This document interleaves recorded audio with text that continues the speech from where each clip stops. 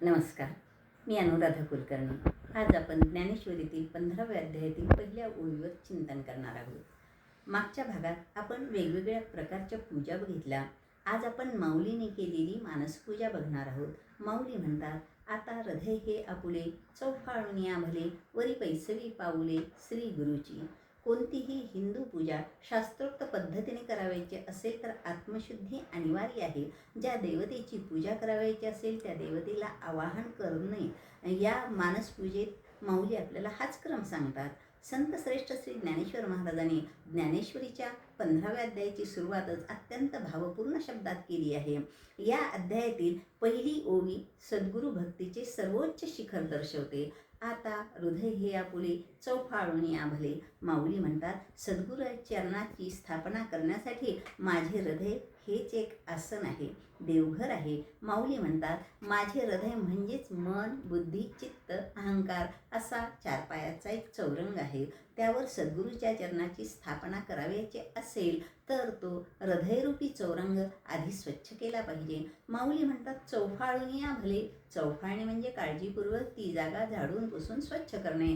याचाच अर्थ हृदयामध्ये जो विकाराचा काम, क्रोध, लोभ, मोह, मद, मत्सर या सर्वांना पूर्णपणे काढून टाकले पाहिजे. हृदय शुद्ध केले पाहिजे. माऊली आपल्याला या ओवीतून हेच सुचवतात की आपल्या मनामध्ये हे विकार तर आहेतच, ज्यांना षडरिपू म्हणतात. त्यांना बाहेर काढण्यासाठी साधकाला अतोनात प्रयत्न करावे लागतात. यांना बाहेर काढल्याशिवाय सद्गुरूच्या पावलाची स्थापना हृदयात होणार नाही.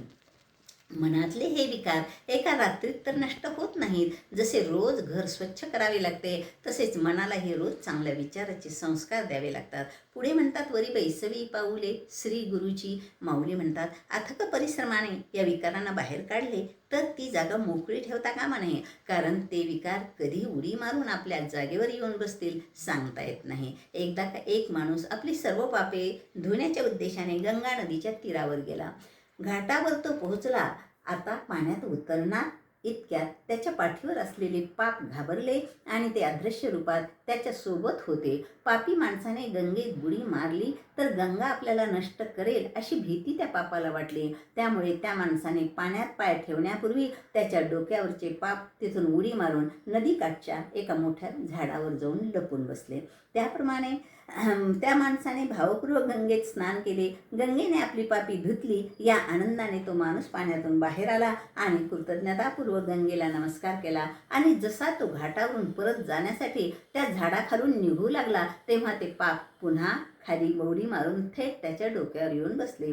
त्याप्रमाणे माऊली म्हणतात, आता घाई करा, हृदय स्वच्छ झाले आहे पण ते विकार परत येणार नाहीत असे सांगता येत नाही. म्हणून म्हणतात, वरी बैसवी पाऊले श्री गुरुची. त्या ठिकाणी श्री गुरुच्या पावलांची स्थापना करा. सद्गुरूचे पाय हृदयात ठेवणे म्हणजे त्यांच्या विचाराशी, त्यांच्या मार्गदर्शनाशी पूर्णपणे एकरूप होणे. तात्पर्य, नकारात्मक विचाराचा निचरा झाला पाहिजे. ही ओवी आपल्याला दररोज आपले मन स्वच्छ करण्याची आठवण करून देते.